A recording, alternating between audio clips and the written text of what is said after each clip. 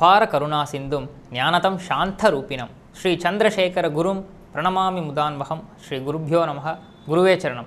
கோபுரம் டிவி நேயர்களுக்கு பக்திபூர்வமான வணக்கங்கள். நன்மையும் செல்வமும் நாளும் நல்குமே, திண்மையும் பாபமும் சிதைந்து தேயுமே, ஜென்மமும் மரணமும் இன்றி தீருமே, இம்மையே ராமா என்ற இரண்டெழுத்தினால் அப்படின்னு கம்பராமாயணத்தின் சிறப்பை சொல்லும், அந்த ராமநாமத்தின் மகிமையை சொல்லும் ஒரு அழகான பாடல் இது. ராமா அப்படின்னு நாம் அந்த 2 எழுத்தை சேர்த்து சொன்னாலே போதும், நமக்கு இருந்த கஷ்டங்கள், துன்பங்கள், துக்கங்கள், துயரங்கள், கிரக நிலைகளெல்லாம் எப்படி இருந்தாலும் சரி எல்லாமே காணாமல் போயிடும். நாம் என்னென்னவெல்லாம் வேண்டுகிறோமோ மிக மிக சிறப்பான முறையில் நாம் வேண்டுவது மட்டுமின்றி அதையும் கடந்து எல்லாமே நம்மை வந்து சேரும் என்பது இந்த பாடலின் கருத்து. அதேபோல் நாம் ஒரே ஒரு முறை மகா பெரியவாளின் திருவருளுக்கு பாத்திரமானோம் என்றாலே போதும், நம் வாழ்க்கை முழுக்க நாம் எங்கு சென்றாலும் எவ்வளவு தூரம் சென்றாலும் நம்மோடவே மகானின் அருளும் சேர்ந்து பயணிக்கும். இதை உணர்த்தும் ஒரு அற்புதத்தை தான் இன்று நாம் காணவிருக்கிறோம்.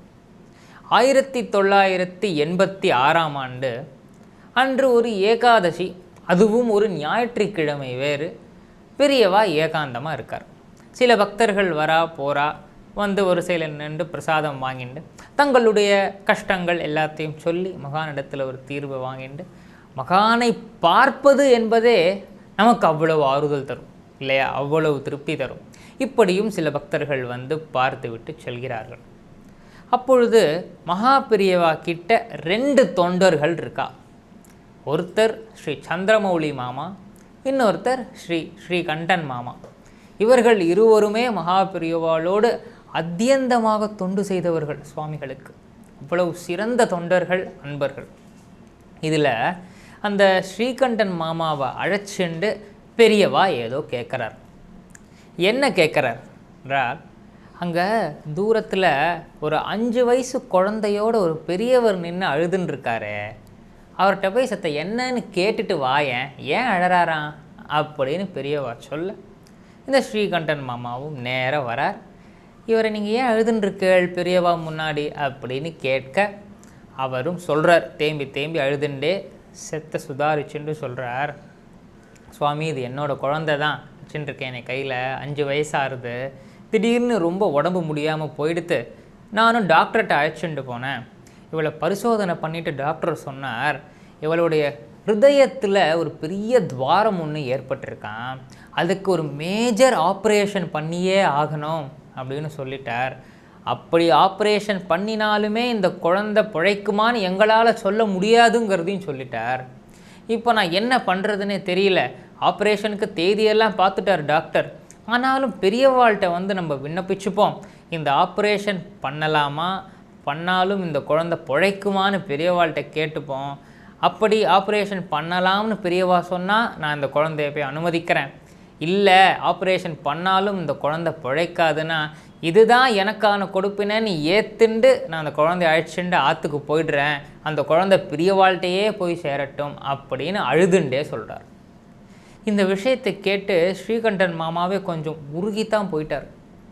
யாராக இருந்தாலுமே தங்களுடைய குழந்தைக்கு இப்படி ஒரு கஷ்டத்தோடு ஒரு பெற்றோரை பார்க்கும் பொழுது, நம் குழந்தைக்கு இப்படி வந்தால் என்ன பண்ணியிருப்போம், பெரியவா நீங்கள் அவளையும் காப்பாற்றுங்கோன்னு தானே வேண்டிப்போம். எல்லா பெற்றோருமே அப்படி தானே, அதுதானே மனிதாபிமானம் இல்லையா. நம்மளால் போய் ஒரு உதவி செய்ய முடியாவிட்டாலும் அவர்களுக்காக பிரார்த்தனை செய்யும் இதயம் நமக்கு இருக்கலாமே. இந்த எண்ணத்தோடு ஸ்ரீகண்டன் மாமாவும் மகா பெரியவாள்கிட்ட வரார். பெரியவாள்கிட்ட நடந்த விஷயத்த சொல்கிறார். உடனே பெரியவாளும் அவர் இங்கே அழைச்சிண்டு வா அப்படின்னு சொல்ல அந்த பக்தரும் இங்கே வரார். அங்கே இருக்கும் பொழுதே இப்போ இந்த பக்கம் சந்திரமௌலி மாமா இருந்தார்னு சொன்னோம் இல்லையா, அவரை பார்த்துட்டே பெரியவா சொல்கிறார், ஆப்ரேஷன்லாம் ஒன்றும் பண்ண வேண்டாம்னு சொல்லு, இவாளுக்கு ஒன்றும் ஆகாது அப்படின்னு சொல்லி அங்கேருந்து ஒரு மாம்பழத்தை எடுத்து அந்த மாம்பழத்தை கையில் உருட்டுறார்.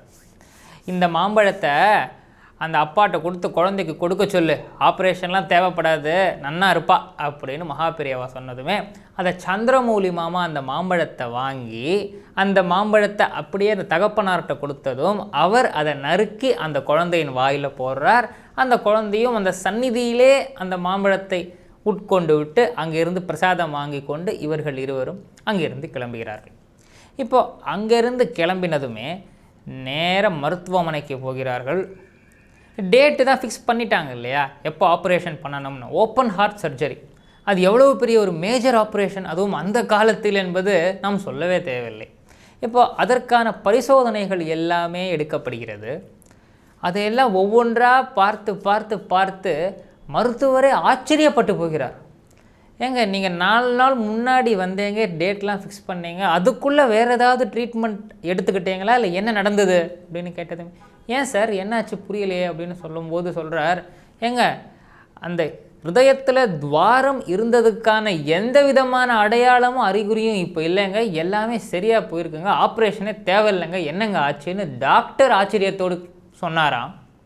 அப்பொழுது இவர் சொல்கிறார், எங்களுடைய குல தெய்வமே மகா பெரியவா தான் சார், அங்கே காஞ்சிபுரம் போனோம், பெரியவா எங்களுக்கு பிரசாதம் கொடுத்தார், அவர்கிட்ட இந்த விஷயத்தெல்லாம் சொல்லி பிரார்த்தனை பண்ணிட்டோம் சார், அவர் சொன்னார் குழந்தை நன்னா ஆயிடுவா, ஒரு பிரச்சனையும் இல்லைன்னு, அதே மாதிரி இப்போ நீங்கள் சொல்கிறீங்க சார் ஆப்ரேஷனே தேவையில்லைன்னு அப்படின்னு சந்தோஷமாக அந்த விஷயத்தை பகிர்ந்துட்டு அந்த மருந்து மாத்திரைகளை மட்டுமே வாங்கி கொண்டு இவர்களும் வீட்டிற்கு வருகிறார்கள். மெடிக்கல் மிராக்கிள், இதை நம்ம எவ்வளவோ அற்புதங்களில் பார்த்துருக்கோம், அதே போல்தான் இதுவும் நிகழ்கிறது. இப்படியே காலம் ஓடிண்டே இருக்குது. 1994ஆம் ஆண்டு நம் மகா சுவாமிகளும் சித்தி அடைகிறார். மேலும் காலம் ஓடிண்டே இருக்குது. இப்போ 2006ஆம் ஆண்டுக்கு வந்துட்டோம்.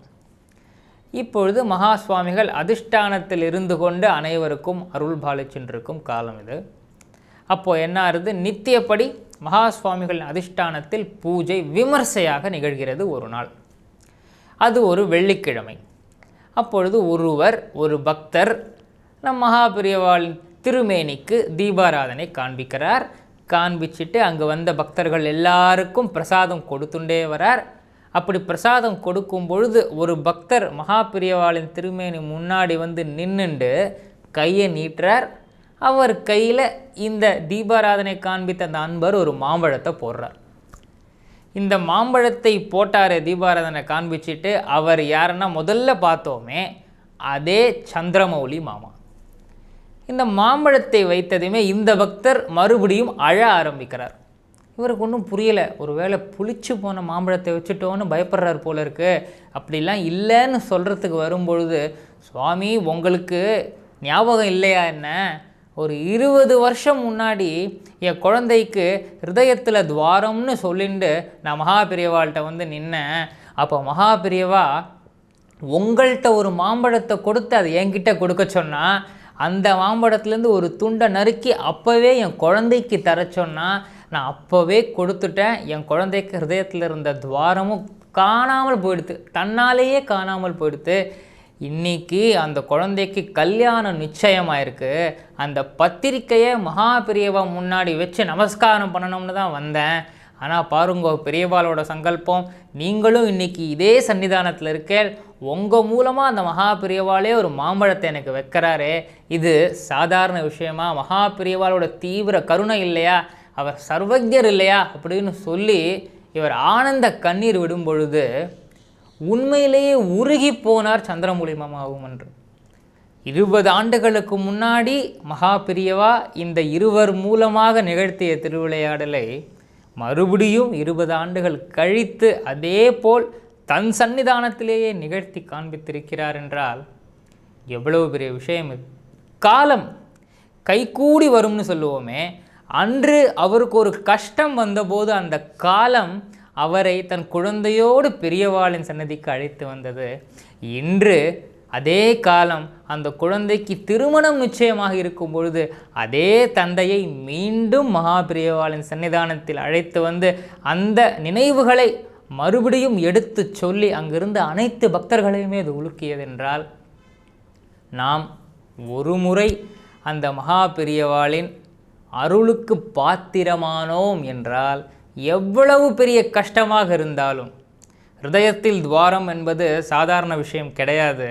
ஆனால் மகா பெரியவாளின் திருவருள் என்ற அந்த மாபெரும் உலகத்தில் ஒரு துவாரம் ஏற்பட்டு அதில் நமக்கு ஒரு வழி ஏற்பட்ட பிறகு ஹிருதயத்தில் துவாரம் அது ஒரு பெரிய விஷயமா? சும்மா சாதாரணமாகவே காணாமல் போய்விடும் இல்லையா? அதுதான் அனைத்து பக்தர்களுக்குமான உதாரணம். நிச்சயமான பக்தியும் நம்பிக்கையும் பொறுமையும் மகானிடத்தில் இருக்க நிச்சயமாக மகானின் அருள் நம் அனைவருக்குமே கிடைக்கும். சக்ருத் ஸ்மரண மாத்திரேன பவரோக விநாசகே சந்திரசேகர பாதாப்சே வாசேதாம் ஹிருதிமே சதா.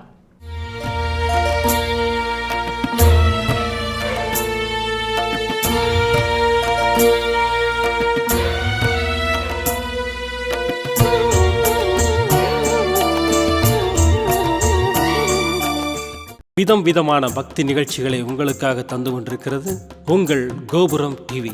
உங்களுக்கு பிடித்த நிகழ்ச்சிகளை லைக் செய்யுங்கள், உங்களுக்கு பிடித்த மாணவர்களுக்கு ஷேர் செய்யுங்கள்.